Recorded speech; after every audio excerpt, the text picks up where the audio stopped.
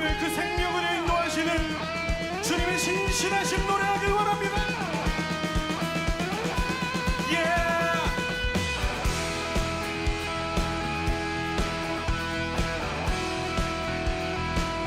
우리는 거룩한 백성으로 부르시며 우리의 삶을 인도하시는 주님 찬양합니다. 내 맘에 눈을 여서서 내 맘의 눈을 열어 주보게 하소서 주보게 하소서 내 맘의 눈을 여서서 내 맘의 눈을 열어 주보게 하소서 우리 다시 한번 믿음으로 고백합시다. 내 맘의 눈을 여서서 내 맘의 눈을 열어 주보게 하소서 주보게 하소서 한 번 더 내 맘의 눈을 여서서 내 맘의 눈을 열어 주보게 하소서 주보게 하소서 주 이름 높이 들리고 영광이 비춰주시며 우리가 주의 거룩하심을 선포하길 원합니다.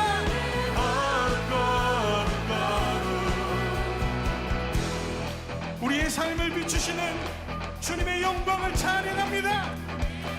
내 맘에 눈을 여서서 우리의 눈을 열어 내 맘의 눈을 열어 주 영광 보게 하소서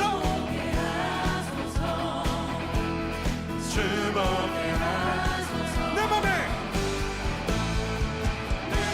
눈을 여서서 내 맘의 눈을 열어 주 보게 하소서 주 보게 하소서 주 이름 높이 들리고 우리의 믿음을 통하여 권능 넘치기 원하네 그 거룩하심을 찬양합니다. 주 이름 높이 들리고 영광이 비춰주시며 권능 넘치기 우리가 거룩한 백성으로 살아가겠습니다. 거룩 거룩 거룩 거룩 거룩 거룩 거룩 거룩 주보게 하소서 거룩 거룩 거룩 거룩 거룩 거룩 거룩 거룩 주보게 하소서 거룩 거룩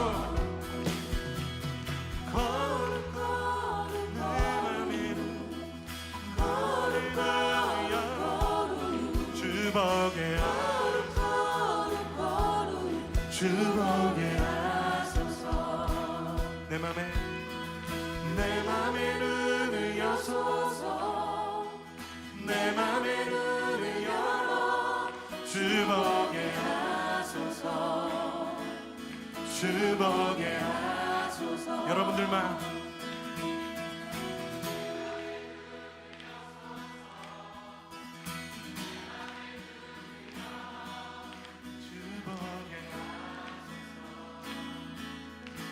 주보게 하소서 주님 주의 백성으로 살아가는 우리 안에 주의 거룩하심을 노래하는 우리 안에 주의 영광 주의 능력을 보이실 줄 믿습니다.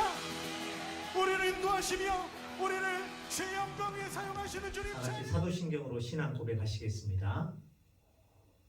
전능하사 천지를 만드신 하나님 아버지를 내가 믿사오며 그 외아들 우리 주 예수 그리스도를 믿사오니 이는 성령으로 잉태하사 동정녀 마리아에게 나시고 본디오 빌라도에게 고난을 받으사 십자가에 못 박혀 죽으시고 장사한 지 사흘 만에 죽은 자 가운데서 다시 살아나시며 하늘에 오르사 전능하신 하나님 우편에 앉아 계시다가 저리로서 산자와 죽은 자를 심판하러 오시리라. 성령을 믿사오며 거룩한 공예와 성도가 서로 교통하는 것과 죄를 사하여 주시는 것과 몸이 다시 사는 것과 영원히 사는 것을 믿사옵나이다. 아멘. 우리 감사절 노래를 부르겠습니다.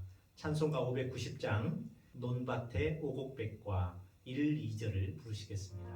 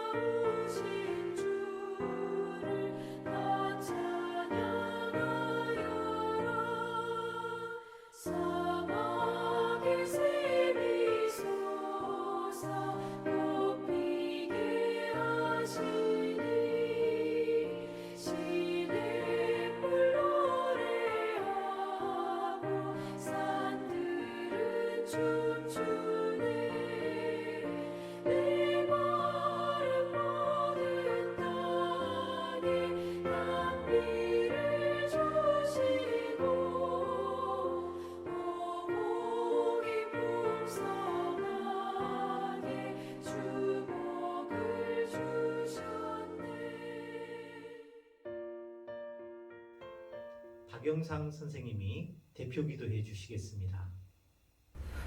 은혜가 풍성하신 여호와 아버지 하나님, 한 주간 우리들을 지켜주시고 거룩한 주일에 왕십리교회 고등부가 온라인 비대면 예배로 하나님께 예배드리게 하심을 감사드립니다. 코로나 바이러스로 인해 우리가 함께 모여 하나님께 마음껏 예배드리지 못하지만 시간과 공간을 초월하시며 두세 사람이 하나님의 이름으로 모이는 곳에 함께 계시겠다고 약속하신 하나님께 우리가 영과 진리로 예배드리기 원합니다. 이 예배 통해 오직 하나님께서 홀로 영광 받으시고 예배드리는 우리 모두에게는 풍성한 은혜를 허락하여 주시옵소서. 하나님, 작년 초부터 시작된 팬데믹 사태가 2년 가까이 이어지고 있지만 우둔한 우리들의 지성으로는 이런 일이 왜 생겼는지 이해할 수 없으며 인간의 짧은 지식으로 이 사태를 온전히 해결하기도 어렵습니다. 이 환난을 당함에 먼저 나 자신과 우리 가정과 교회와 모든 공동체가 하나님 앞에서 되돌아보며 죄악을 점검하고 하나님께로 돌이키게 하여 주시옵소서. 어려움 중에도 우리가 인내하고 연단되어서 믿음의 성숙과 소망을 이룰 수 있는 계기가 되게 하여 주시옵소서. 특별히 우리 학생들을 기억하여 주시옵소서. 무엇보다 중요한 청소년의 시기에 모여서 하나님께 예배드리고 말씀을 배우고 또한 온전한 믿음의 성숙을 이루어 가야 할 시기입니다. 어떤 환경에서도 하나님을 찾는 자들과 함께 하시는 하나님께서 우리 고등부를 지키셔서 우리가 모이지 못하지만 하나님을 배우고 알아가고 하나님의 뜻대로 살고자 노력하는 우리 학생들에게 은혜를 다하여 주시옵소서. 또한 공부하는 가운데 있사오니 지혜와 명철을 다하여 주시옵시고 지치지 않도록 건강을 지켜주시며 직장을 구하는 친구에게도 좋은 일자리를 허락하여 주시옵소서. 내일부터 추석 명절 연휴를 보내게 됩니다. 하나님께서 허락하신 명절을 통해 고등부 모든 지체들에게 풍성한 은혜와 감사와 사랑이 넘치는 명절이 되게 하여 주시옵시고 건강하고 안전한 명절 허락하여 주시옵소서. 목사님 통해 진리의 말씀을 들을 때에 성령님께서 주관하셔서 우리가 말씀을 듣고 깨달아 알게 하시고 그 말씀대로 준행하여 온전한 믿음의 성숙을 이루어가는 지체들이 되게 하여 주시옵소서.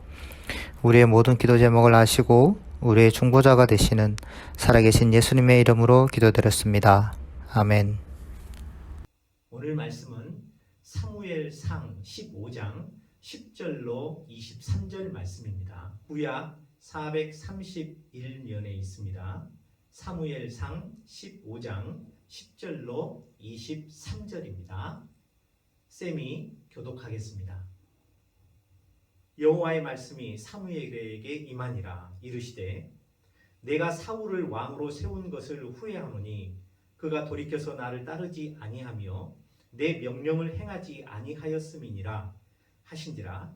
사무엘이 근심하여 온 밤을 여호와께 부르짖으니라. 사무엘이 사울을 만나려고 아침에 일찍이 일어났더니 어떤 사람이 사무엘에게 말하여 이르되 사울이 갈멜에 이르러 자기를 위하여 기념비를 세우고 발길을 돌려 길갈로 내려갔다 하는지라.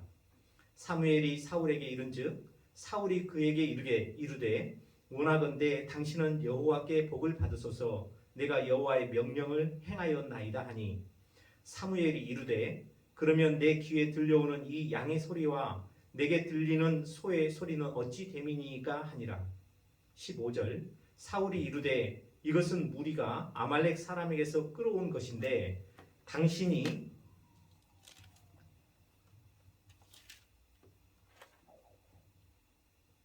백성이 당신의 하나님 여호와께 제사하려 하여 양들과 소들 중에서 가장 좋은 것을 남기며 그 외의 것은 우리가 진멸하였나이다 하는지라. 사무엘이 사울에게 이르되 가만히 계시옵소서 간밤에 여호와께서 내게 이르신 것을 왕에게 말하리이다 하니 그가 이르되 말씀하소서. 사무엘이 이르되 왕이 스스로 작게 여길 그때에 이스라엘 지파의 머리가 되지 아니하셨나이까. 여호와께서 왕에게 기름을 부어 이스라엘 왕을 삼으시고 또 여호와께서 왕을 길로 보내시며 이르시기를 가서 죄인 아말렉 사람을 진멸하되 다 없어지기까지 치라 하셨거늘 어찌하여 왕이 여호와의 목소리를 청종하지 아니하고 탈취하기에만 급하여 여호와께서 악하게 여기시는 일을 행하였나이까.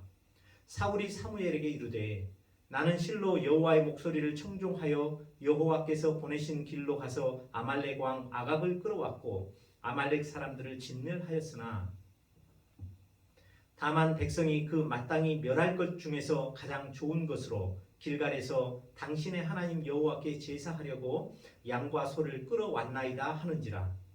사무엘이 이르되 여호와께서 번제와 다른 제사를 그의 목소리를 청종하는 것을 좋아하심같이 좋아하시겠나이까. 순종이 제사보다 낫고 듣는 것이 순양의 기름보다 나으니 이는 고역하는 것은 점치는 죄와 같고 완고한 것은 사신 우상에게 절하는 죄와 같음이라. 왕이 여호와의 말씀을 버렸으므로 여호와께서도 왕을 버려 왕이 되지 못하게 하셨나이다 하니. 아멘. 오늘 본문 말씀이 좀 길죠. 오늘 말씀의 키워드 주제어는 순종입니다.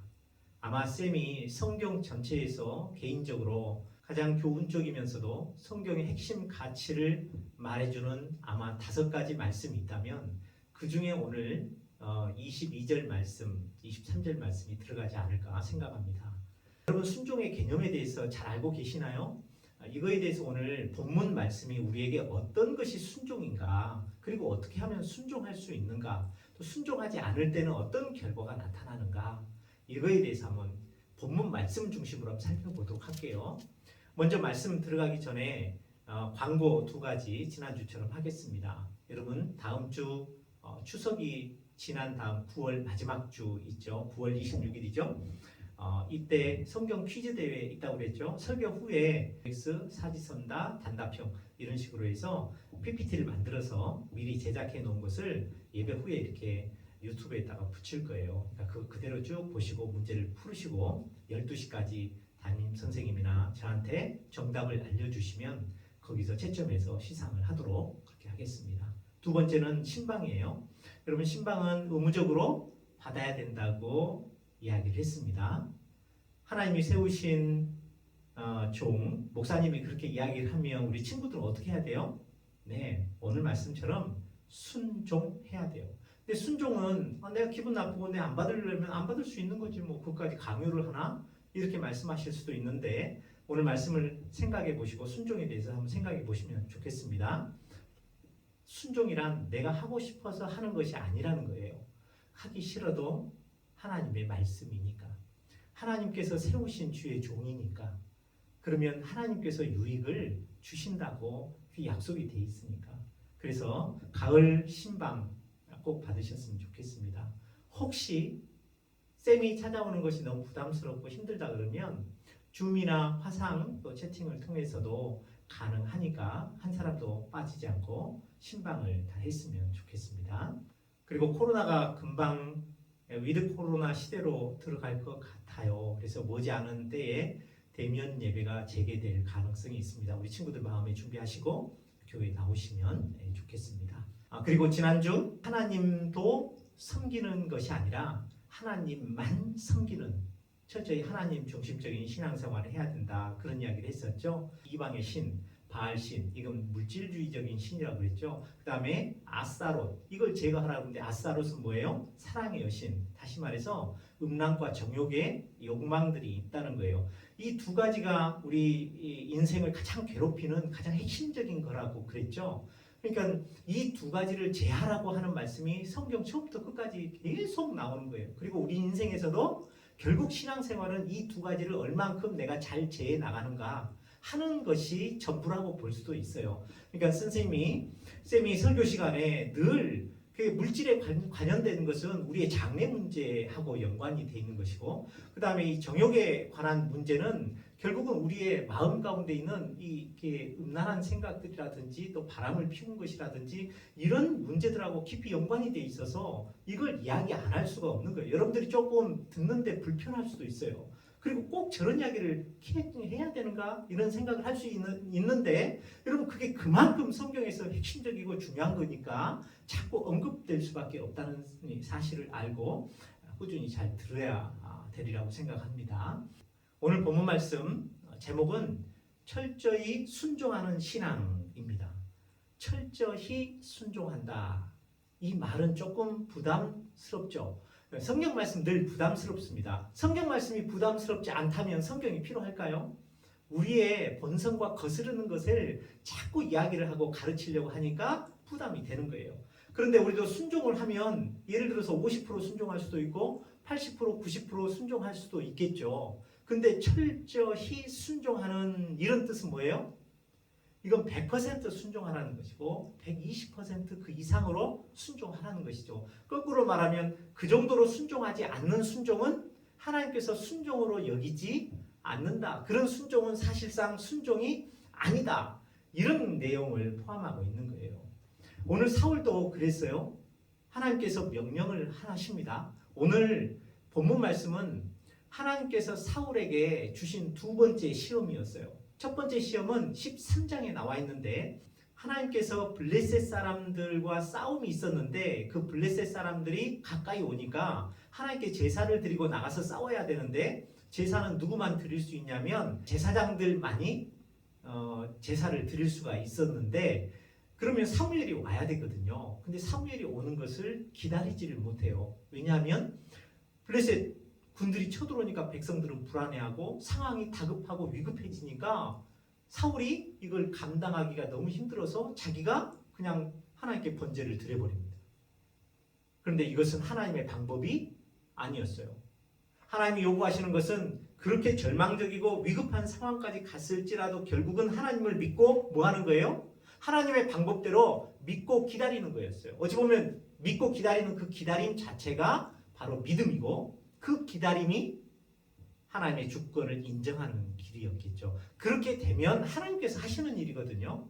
근데 우리는 이게 하나님이 과연 그렇게 도와주실까? 그러기 전에 우리가 이미 블레셋 군사들한테 전부 다 전멸당하는 게 아닌가 하는 그 두려움과 그 두려움 주는 불안을 못 이겨서 결국 하나님 방법대로가 아니라 내 방식대로 하는 거거든요.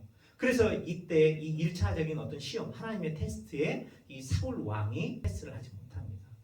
그리고 한 20여 년 정도의 세월이 지났어요. 하나님께서 두 번째 시험을 주시는데 이 두 번째 시험은 마지막 시험일 수가 있겠죠. 그동안에 사울이 인본주의적이고 하나님 말씀을 잘 따르지 않는 그 신앙을 회복할 수 있는 좋은 기회였어요. 근데 그 기회가 그렇게 어려운 것은 아니었지만 사울은 그 어렵지도 않은 하나님의 순종을 무엇 때문에 실패하냐면 자기의 생각과 자기의 고집이라는 것 때문에 실패를 하게 됩니다. 하나님께서 명령하신 것은 뭐였냐면 2절에 보면 만군의 여호와께서 이같이 말씀하시기를 아말렉이 이스라엘에게 행한 일 곧 애굽에서 나올 때 길에서 대적한 일로 내가 그들을 벌하겠노니 지금 가서 아말렉을 쳐서 그의 모든 소유를 남기지 말고 진멸하되 남녀와 소아와 젖먹는 아이와 우양과 낙타와 나귀를 죽이라 하셨나이다 하니 사무엘을 통해서 하나님은 사울 왕에게 미션을 주는 것이죠. 그 미션은 아말렉 민족을 남김없이 남녀노소 다 가축들까지 진멸하라는 거였어요. 여기서 우리가 조금 또 맥히죠. 어떻게 하나님께서 어린 아이들이나 죄 없는 가축까지 다 죽이라고 하시냐. 이러니까 성경이 싫어. 이런 부분들에 대해서는 쌤이 따로 설명을 한 적도 있고 앞으로도 더 설명을 하겠지만 어쨌든 하나님께서 그들을 그렇게 진멸하라는 데는 이유가 있었어요. 이건 출애굽기 17장에 나오는 말씀인데 그때 광야 시절이었어요. 광야 시절에서 하나님께서 척박한 광야 땅을 지날 때 이스라엘 백성들 되게 힘들었죠. 그런데 아말렉이라는 족속이 그 광야 가운데 살았는데 이스라엘 백성들 진영을 공격합니다. 근데 정정당당하게 선전포고를 한다든지 아니면 앞에서부터서 진격한 게 아니라 저 뒤에 연약하게 힘들어서 따라오는 그 꼴이 되는 그런 부분들을 아주 야비하게 와서 치거든요. 여러분 유명한 기도 있죠. 그때 여호수아 장군이 나가서 싸울 때 모세가 손을 들면 이기고 손을 내리면 지는데 이제 손을 내리면 지니까 옆에 아론과 훌이 손을 받쳐들고 기도를 했던 그때 그 장면 바로 그게 아말렉 족속과의 전쟁이었는데 하나님께서 이스라엘 백성들 당신이 사랑하는 백성들을 이렇게 야비하게 쳐온 이 아말렉 이 민족을 보면 화가 막 났었어요. 이렇게 심한 것 같으냐고 내가 너희를 진멸하겠다. 이래가지고 이 하나님이 아말렉을 진멸하라고 그때도 이제 진멸했지만 오지 않는 그 백성들까지 하나님이 한번 속이 상하시고 뒤가 틀리면 하나님도 뒤끝 장렬입니다. 아주 오래 가십니다. 그래서 좋은 것 같아요. 하나님이 우리를 사랑하기 때문에 우리를 괴롭힌 사람들은 아주 하나님이 끝까지 추적해서 징벌을 하시는 여러분들이 하나님의 자녀라고 생각하면 그거에 대한 자부심이 있었으면 좋겠어요. 하나님의 평생 요절이 뭐라고요? 창세기 12장 2절과 3절 말씀입니다. 내가 너로 큰 민족을 이루고 내게 복을 주어 내 이름을 창대하게 하리니. 근데 이 말씀을 제가 잡지만 그 뒤에 따라 나온 말씀도 잡고 있어요. 그게 뭐였어요? 너를 축복하는 자에게는 내가 복을 내리고 너를 저주하는 자에게는 내가 저주하겠다. 하나님이 철저히 내 편에 서서 그렇게 하시겠다는 거예요. 여러분 이게 얼마나 감격스럽고 감동적입니까? 그래요. 하나님의 백성을 하나님이 그렇게 끝까지 책임져 주십니다. 그렇게 끝까지 책임져 주시는 하나님이 계시다고 생각하니 여러분 얼마나 든든합니까? 저는 그런 하나님이 너무 좋아요. 그런 하나님 사랑해요. 그래서 하나님께 정말 마음을 다해서 철저히 철두철미하게 순종해 드리고 싶어요. 물론 제가 연약해서 자꾸 넘어지는 부분도 있지만 그런 하나님이시기 때문에 우리가 어찌 보면 하나님의 명령에 절대적으로 순종해야 되지 않을까요? 근데 그 순종하는 것이 되게 육체적으로 고난스러워 보이지만 순종하면 더 큰 즐거움과 더 큰 만족과 쾌감을 하나님이 허락하시는 거예요. 여러분 이런 영적인 세계에 비밀이 있다는 겁니다. 자, 이런 아말렉 족속인데 그 아말렉 족속을 지금 누구에게 미션을 줬냐면 그때로부터 400년이 지난 이후에 사울 왕에게 명령을 주는데 이 명령에 사울 왕이 순종을 합니까 안 합니까? 이게 이제 입장이 달라요. 오늘 본문 말씀 읽었지만 저 뒤에 가볼까요? 20절을 보실래요? 사울이 사무엘에게 이렇게 변명을 합니다. 나는 실로 여호와의 목소리를 청종하여 여호와께서 보내신 길로 가서 아말렉 왕 아각을 끌어왔고 아말렉 사람들을 진멸했습니다. 이렇게 이야기를 하죠. 사울 입장에서는 하나님 말씀에 순종한 거예요? 그렇게 보는 거예요. 그런데 사무엘은 사울이 하나님 말씀에 순종하지 않았다라고 보는 거예요. 누구 말이 옳죠? 여러분 때로 우리는 우리가 옳다라고 생각하는 신앙생활을 할 수가 있는데 그게 목사님이 볼 때나 아니면 우리 선생님들이 볼 때나 성경 말씀으로 볼 때 그게 틀리다고 보여지는 게 있거든요. 그러면 그런 것에 대해서 지적을 할 수도 있어요. 야단을 칠 수도 있고 여러분들에게 임한 하나님의 복이 저주로 바뀐 그런 이야기를 할 수도 있어요. 사무엘도 그러잖아요. 사울 왕에게 당신 더 이상 왕 못해. 이렇게 되면 하나님이 당신 버렸어. 그러니까 버림받음과 그가 가지고 있던 왕 모든 것이죠. 어찌 보면 우리는 왕의 위치를 가져본 적이 없기 때문에 그걸 모르겠지만 그 왕의 위치와 왕 자리를 잃는 그 상실감이라는 것은 여러분 얼마나 크겠습니까? 그런 상실감을 맛보게 한다는 거예요. 어떻게 할 때요? 자기의 생각이 옳다라고 해서 깨닫지는 못하고 그걸 인정하고 수정하지 않을 때 무서운 것이죠. 그렇다면 오늘 순종이 무엇인가에 대해서 잘 배워야 우리도 그런 사울과 같은 이기적 자기 생각에 하나님의 말씀을 자기도 모르는 사이에 어기고 그걸 잘 순종하지 못하는 것에 대한 그런 잘못된 길을 가지 않을 수도 있겠죠. 자, 하나님께서 진멸하라고 하셨는데 8절과 9절을 보면 이렇게 기록되어 있습니다. 아말렉 사람의 왕 아각을 사로잡고 칼날로 그의 모든 백성을 진멸하였으되 사울과 백성이 아각과 그의 양과 소의 가장 좋은 것 또는 기름진 것과 어린 양 모든 좋은 것을 남기고 진멸하기를 즐겨 아니하고 가치 없고 하찮은 것은 진멸하니라. 진멸했다고요? 안 했다고요? 진멸했어요. 했긴 했는데 가치 없고 하찮은 것은 진멸하고 좋은 것은 그냥 놔뒀다는 거예요. 근데 왜 놔뒀을까요? 나름 변명이 합리적입니다. 그 합리적인 게 21절에 나와 있어요.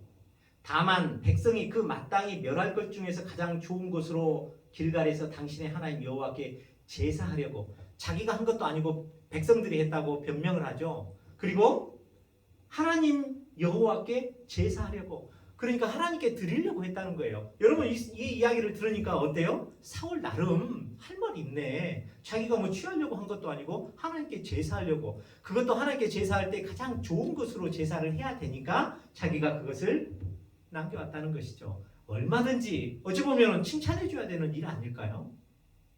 그런데 하나님과 사무엘의 반응은 전혀 다릅니다. 그게 10절에 나와 있습니다. 하나님이 이것을 보시고 사무엘에게 하나님 여호와께서 말씀하십니다. 11절 보면 내가 사울을 왕으로 세운 것을 뭐 한다고요? 후회한다. 그가 돌이켜서 나를 따르지 않았기 때문에, 또 내 명령을 행하지 아니하였기 때문이다. 하나님께서 후회하시는 이유가 뭐라고요? 사울이 돌이켜 하나님을 따르지 않고 하나님의 명령을 행하지 않았기 때문에. 이게 하나님께서 그 사울을 판단하시는 근거가 된 겁니다. 여러분, 여기서 우리가 생각해 볼 수 있는 것은, 그러면 우리가 보기에 합리적인 것, 되게 괜찮아 보이는 내 생각이 있단 말이죠. 그리고 전부 다 진멸하라는 그 하나님, 어찌 보면 명령을 받아들일 수 있겠습니까? 아니, 그런 분이 어떻게 사랑의 하나님이세요? 나는 원수도 사랑하라는 그 하나님의 말씀은 내가 이해를 하고, 그것은 내가 어려워도 하겠는데, 죄도 없는 어린 아이까지 다 죽이라고 하는 그 하나님의 명령과 말씀은 내가 이해가 안 되니까 난 그런 건 하나님이 실수하셨을 수도 있겠지. 그리고 일단은 실수를 안 하셨을지라도 내가 그건 받아들일 수가 없어 하는 자기 생각이 있다는 거죠. 누구의 생각이 옳든 그것은 우리가 하나님을 전체적으로 모르는 우리 입장에서는 우리의 좁은 식견과 지식으로 하나님이 틀렸다라고 판단할 수도 있을 거예요. 그런데 하나님 우리가 믿는다면 하나님이 모든 것들에 대해서 다 의미가 있고 하나님의 어떤 뜻이 있다라고 인정하고 생각할 줄 알아야 된다는 거예요. 그리고 하나님께서 하라고 한 그것에 대해서는 철두철미하게 철저하게 따르는 그 순종이 바로 우리가 하나님 앞에서 해야 될 나의 신앙의 자세라는 것이죠.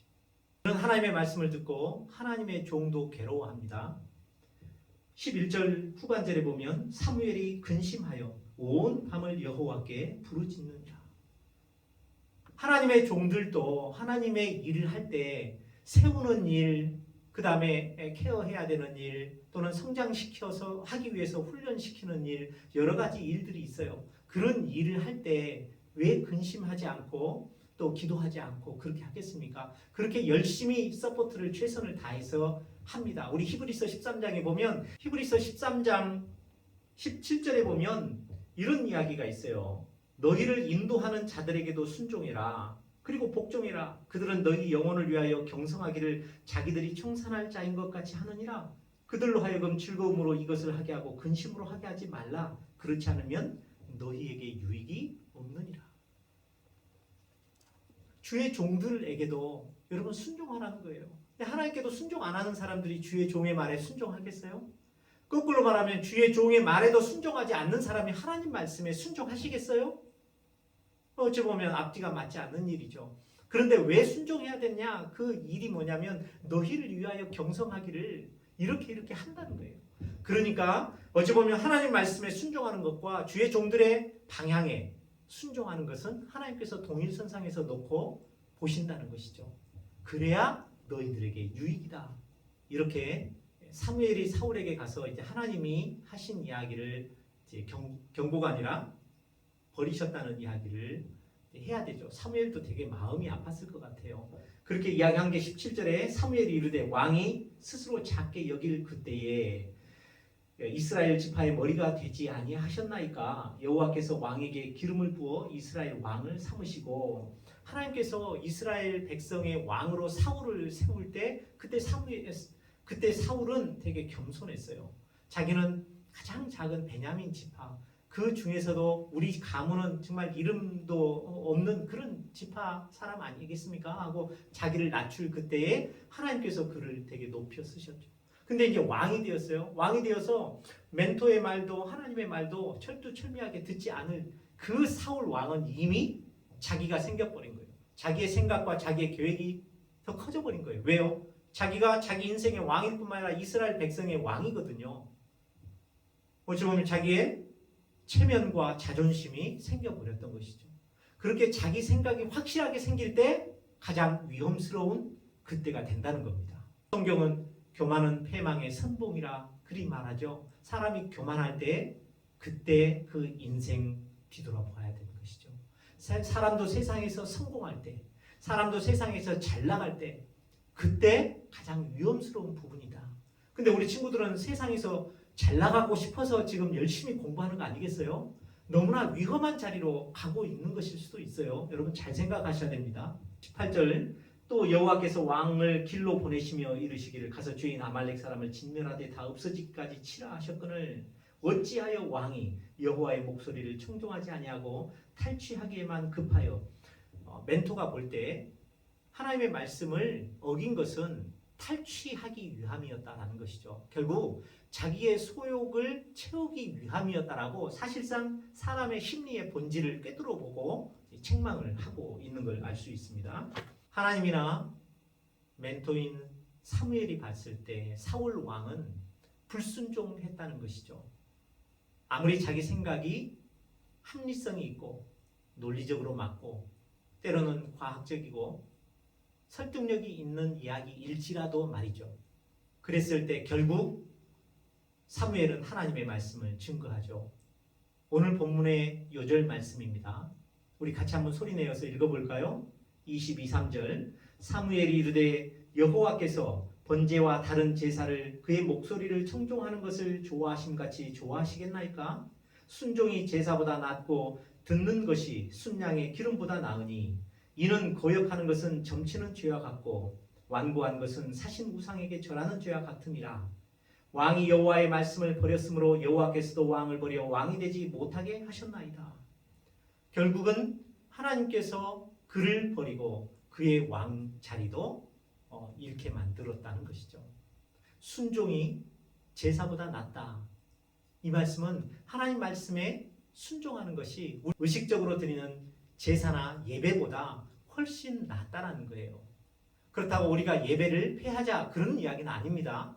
의식적인 예배도 때로는 우리가 하나님의 말씀을 담고 하나님의 말씀을 들어서 우리 삶에 적용하는데 그리고 서로 사랑의 교제를 나누기 위해서 꼭 필요한 부분들이에요.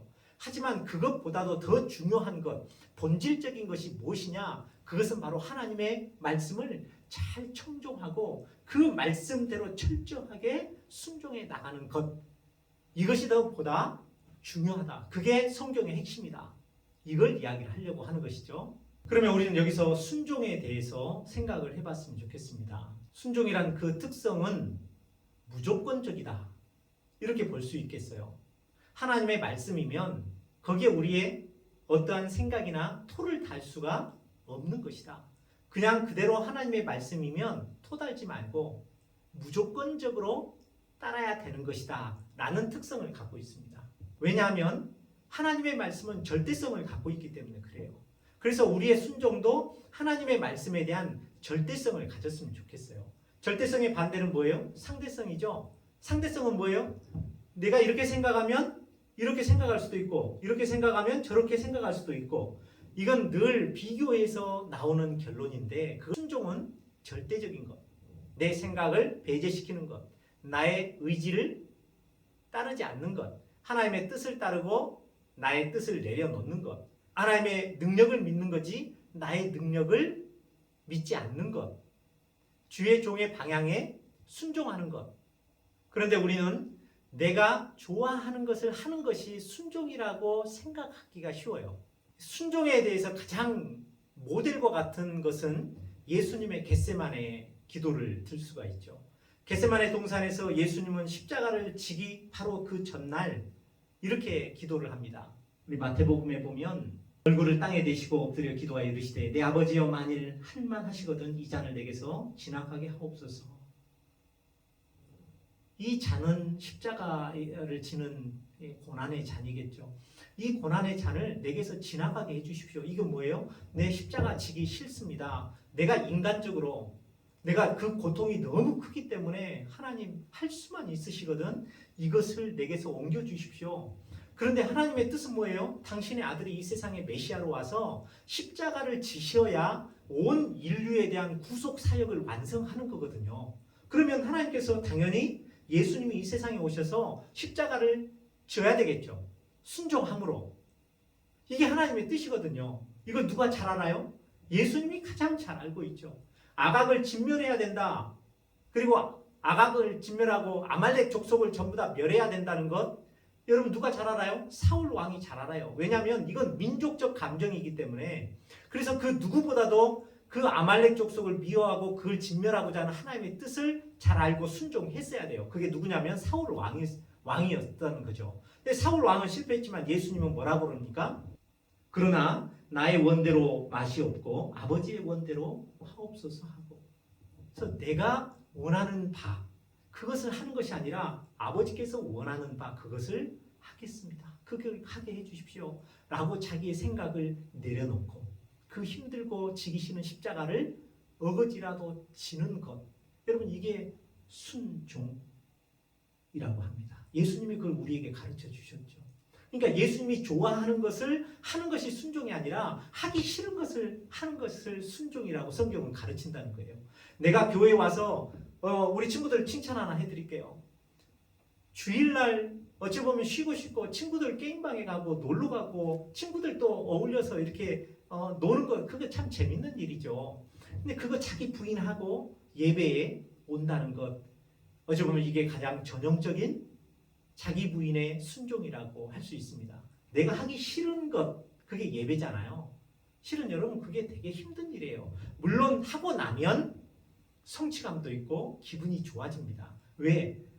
하나님께서는 그렇게 세상을 만드셨거든요. No cross, no crown. 십자가가 없는 영광은 없어요. 거꾸로 말해서 십자가를 져야만 우리에게 영광이라는 것이 오는 것이죠. 여러분 수능 공부 열심히 해야만 대입 합격이라는 이 영광이 따라오는 것 아니겠습니까? 그렇게 해야 되는 것이 성경의 원리이자 이 세상 살아가는 것의 원리이기도 하죠. 그러니까 이 순종의 개념을 이렇게 생각했으면 좋겠어요. 내가 좋아하기 때문에 하겠다 라는 것은 순종적인 의미가 좀 퇴색된 순종이라고 볼 수 있죠. 그냥 좋아하는 거예요. 여러분 사랑하는 것과 좋아하는 것은 좀 차원이 다릅니다. 좋아하는 것은 어찌 보면 되게 이기적인 건데 사랑하는 것은 이타적인 거예요. 순종도 마찬가지입니다. 내가 하고 싶어 하는 것을 하는 것은 그건 이기적인 것인데 내가 하기 싫어하는 것을 억지로 하는 것은 이타적인 것. 그걸 바로 우리는 가치 있는 것, 순종이라고 이야기를 하죠. 그래서 이런 순종에는 늘 자기를 부인하고 자기 십자가를 지는 이런 형태가 따라온다는 거예요. 예수님도 제자들에게 이렇게 이야기하셨어요. 너희가 나를 따라오려거든 자기를 부인하고 자기 십자가를 지고 나를 쫓을 것이니라.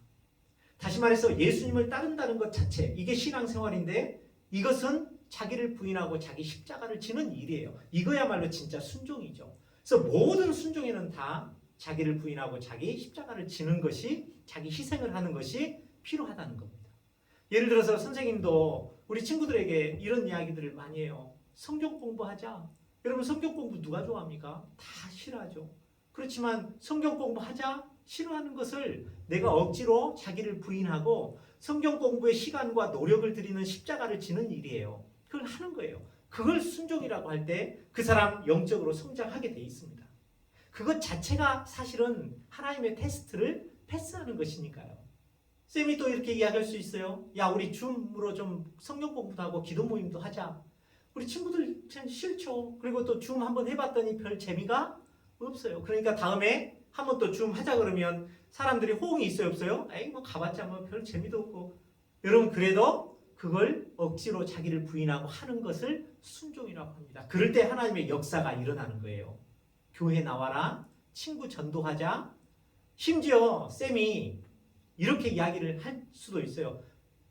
쌤이 신방 가면 여러분들 뭐 사줄게 이렇게 이야기하지만 거꾸로 한번 이야기해볼까요? 친구들이 쌤한테나 우리 저기 담임 선생님들아, 여기 섬겨주시는 설교 선생님들한테 뭐 좀 사줘. 이런 이야기를 할 수도 있어요. 그런 이야기에 대해서 여러분 기분이 나쁠 수 있어요. 왜냐하면 맨날 얻어먹기만 했었으니까. 여러분들이 언제 여러분들 용돈 모아가지고 한번 사준 적 있어요?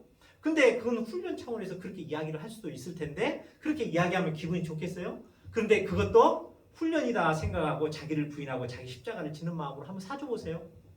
아마 쌤도 그렇고 우리 선생님들 난리 날 겁니다. 아마 집을 팔아서라도 여러분들 뭐 먹을 거 엄청 사줄 겁니다. 근데 그것을 해요, 안 해요? 여러분, 사랑받는 것은 그렇게 어렵지 않습니다. 누구에게 달렸냐면 여러분들의 반응에 달려 있어요.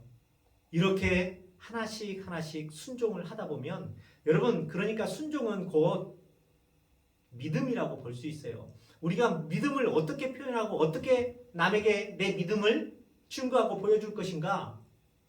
다름없습니다. 하나님의 말씀이나 아니면 주의 종의 방향에, 그 방향이 비록 비합리적이고 비논리적이고 또 비과학적이고 비윤리적이라 할지라도 그 방향에 얼만큼 순종하는가, 그게 여러분들의 믿음의 수준이, 여러분들의 믿음을 나타내는 정도예요. 근데 그것은 어떻게 속일 수가 없어요. 그런 믿음이 점점 커져가는 것. 다시 말해서 믿음도 성장하고 믿음이 성장한 만큼 신앙도 성장하는데, 그러면 우리는 어디까지 성장해야 되는가 하는 것이죠. 예수님까지 성장해야 되는 것이죠. 예수님은 어떻게 하셨어요? 우리의 모든 인류의 죄를 위해서 하나님의 뜻에 자기는 원치 않지만 십자가에 자기 생명을 드리기까지 자기의 모든 것을 다 자기 생각을 부인하고 다 자기를 내려놓은 데까지 가겠죠. 여러분, 오늘날 대한민국과 같이 평화로운 곳에는 여러분들의 목숨을 요구하는 순종까지 그렇게 요구하지 않습니다. 그러면 우리는 신앙의 순종이 어느까지, 내 믿음의 수준이 어느 정도까지 성장하고 발전해야 될까요? 쌤은 여러분들에게 하나 분명히 이야기해 줄 수 있는 게 있습니다. 인간은 가장 자기중심적인 게 있어요. 사는 모든 것이 다 자기중심적이죠. 그런데 결국에 가면 여러분들이 가장 놓지 않고 쉽지 않은 것이 여러분들의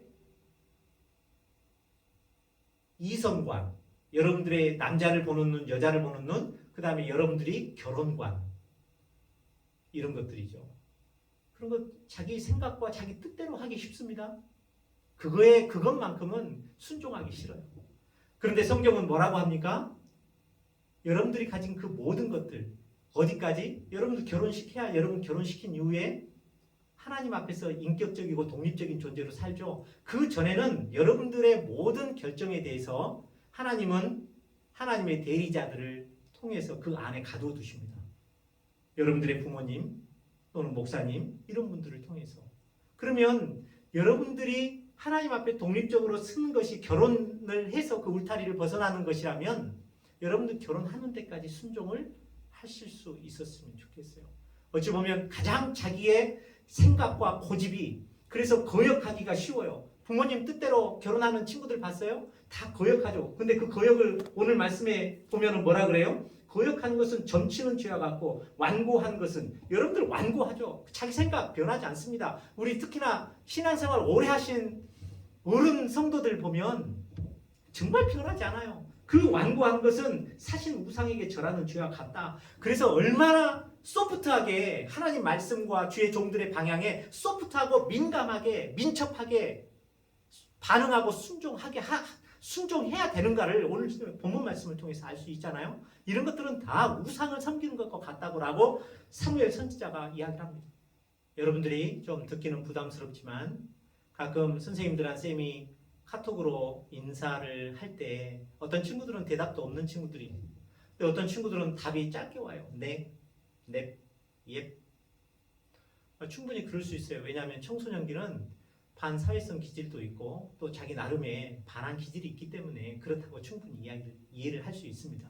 그러나 진짜 하나님께 인정받고 칭찬받고 하나님께 쓰임 받으려면 여러분들의 생각에 머물지 말고 그 생각의 틀, 그 한계를 여러분 스스로 뛰어넘을 수 있어야 돼요. 그건 여러분들 몫이에요. 좁힌다고 할까요? 그럴 수도 없어요.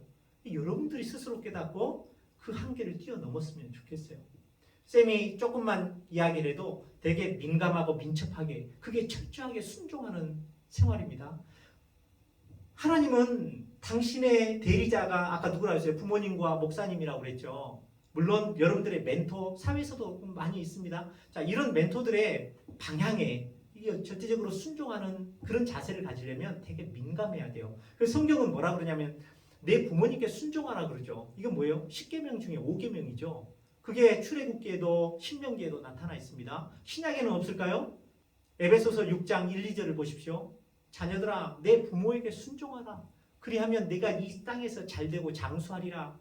이게 골로새서의 3장에도 나와 있습니다. 여러분 성경은 그렇게 여러분들에게 순종을 가르칩니다. 특히 누구에게? 청소년들에게. 왜요? 가장 반항심이 심하고 자기 생각이 막 형성되어 갈 그 즈음에.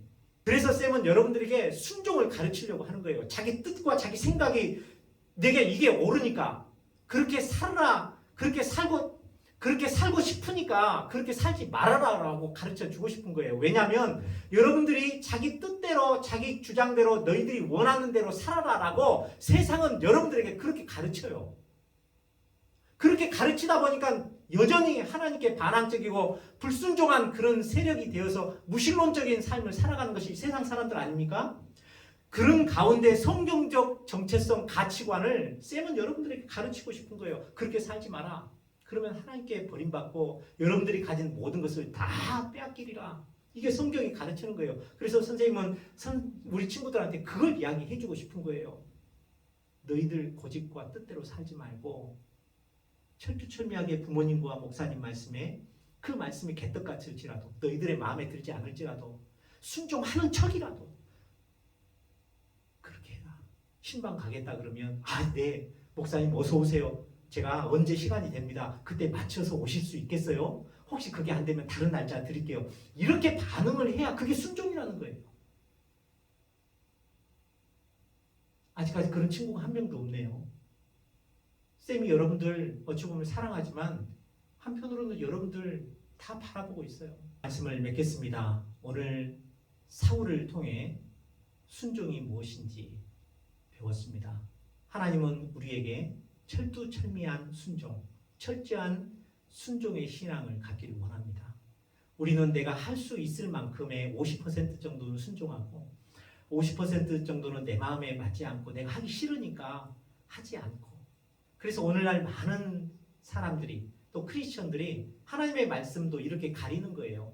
절대적인 하나님 말씀 1.1획도 버릴 수 없는 변개치 않는다는 하나님의 말씀을 내가 좋아하는 것은 듣고 내가 싫어하는 것은 물리칩니다. 여러분 결혼에 대해서 쌤이 종종 이야기를 많이 하는 이유는 여러분들이 이 시기에 그런 결혼이라든지 인생에서 가장 중요한 것들에 대한 개별적인 가치관, 세계관 이게 형성이 돼야 여러분들의 정체성이 되는 거예요. 그런데 그런 것들을 가르쳐야 되는 거예요. 지금 그런 것들을 형성해가는 시기가 청소년기 아닙니까? 그런 것에 대해서 수없이 이야기를 하고 성경 말씀을 통해서 증거를 삼아서 각주를 달아서 이렇게 가르쳐도 여러분들 듣기 싫은 것은 내 마음대로 하고 싶은 거 안 들어요. 우리 선생님들 중에서도 안 듣는 선생님들도 많아요. 왜? 자기 생각이 너무 강해서 저 목사님이나 저분은 자기 스타일과 자기 뜻대로 가르치는 그게 있으니까 내가 이건 굳이 뭐 그게 내한테 적용 안 해도 돼. 이렇게 생각하는 분들이 많다는 거예요. 여러분 그렇게 살아보세요. 하나님 기뻐하실까요? 그렇지 않습니다. 우리는 하나님 말씀을 그 당시 그 사람에게, 아브라함에게, 다윗에게, 어찌 보면 바울만이 할 수 있었던 그 사람들에게 적용할 수 있는 말씀이겠거니라고 그렇게 생각해 보면 여러분들이 취해야 될 하나님 말씀 하나도 없습니다. 그냥 이런 이야기나 하는 거죠. 시편 23편 하나님이 나를 푸른 초장에 누이시며 쉴만한 물가로 인도하시는구나. 내 마음을 좀 위로해 줄 수 있는 그런 말씀이나 붙잡고 벽에다가 걸어놓고 이런 것이나 하지. 자기를 부인하고 순종해라 이런 말씀 벽에다가 걸어놓고 투쟁하는 사람 봤어요? 여러분 그러면 그 아주 유아기적인 신앙생활에 머물다가 인생 끝나는 거예요. 여러분 쌤은 여러분들이 믿음의 용사가 되었으면 좋겠어요. 그리고 그 믿음의 용사로 나아가는데 도움을 주고 싶어요.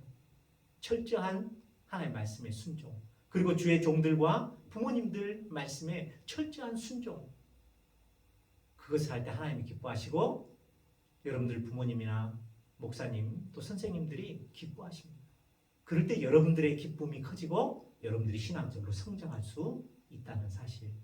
사울과 같이 불순종의 모델이 되지 말고 예수님과 같이 순종의 사람이 되어서 하나님의 자녀로 인정받고 하나님의 귀한 생명구속 역사에 쓰임받는 그런 참 위대한 청소년기를 보내는 친구들 되셨으면 좋겠습니다.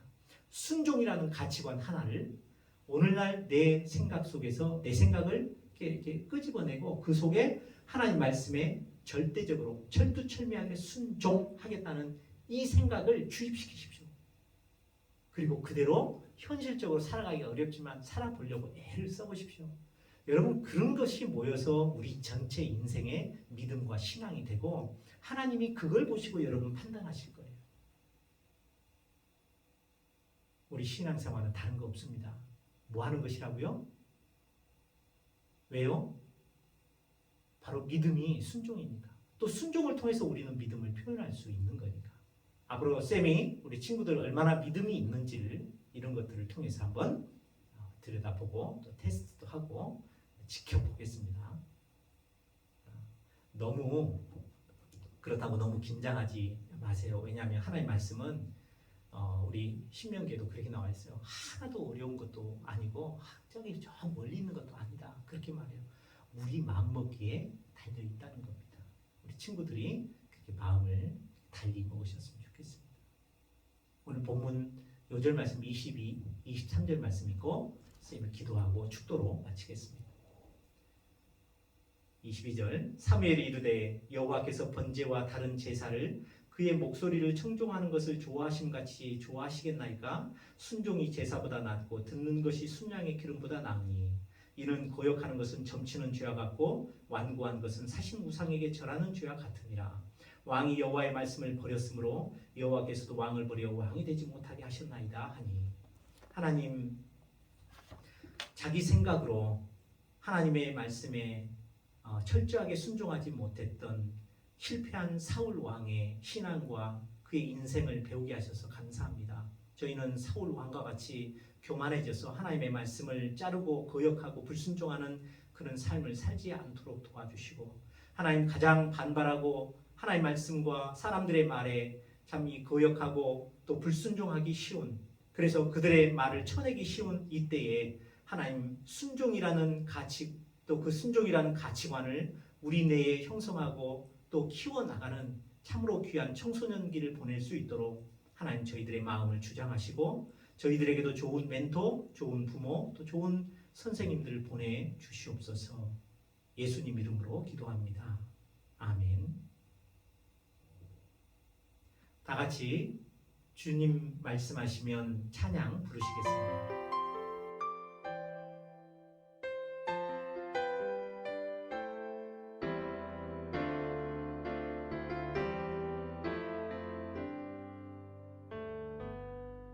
주님 말씀하시면 내가 나가리다. 주님 뜻이 아니면 내가 멈춰서리다.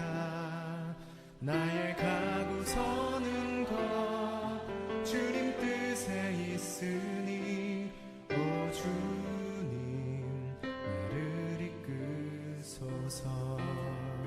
말씀하시면 주님 말씀하시면 내가 나가리라. 주님 뜻이 아니면 내가 멈춰서리다. 나의 가고 서는 것 주님 뜻에 있으니 오 주님 나를 이끄소서. 뜻하신 그곳에 나 있기 원합니다. 이끄시는 대로 순종하며 살리니 연약한 내 영혼 통하여 일하소서. 주님 나라와 그 뜻을 위하여 뜻하신 그곳에 뜻하신 그곳에 나 있기 원합니다. 이끄시는 대로 순종하며 살리니 연약한 내 영혼 통하여 일하소서. 주님 나라와 그 뜻을 위하여 오 주님 나를 이끄소서.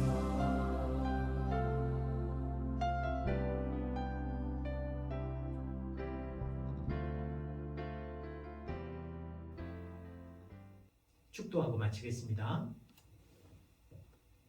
이제는 십자가에서 죽기까지 순종하심으로 우리 죄를 담당해 주신 예수 그리스도의 은혜와 순종하는 아들을 통해 구원의 역사를 완성하신 하나님 아버지의 사랑과 이제도 순종하는 자에게 힘을 주시고 사명을 끝까지 감당하도록 도우시는 성령님의 인도, 역사, 교통하심이 자기 생각을 부인하고 하나님 말씀에 순종하기를 다짐하는 사랑하는 고등부 친구들과 선생님들 위해 이제로부터 영원까지 함께 계실지어다.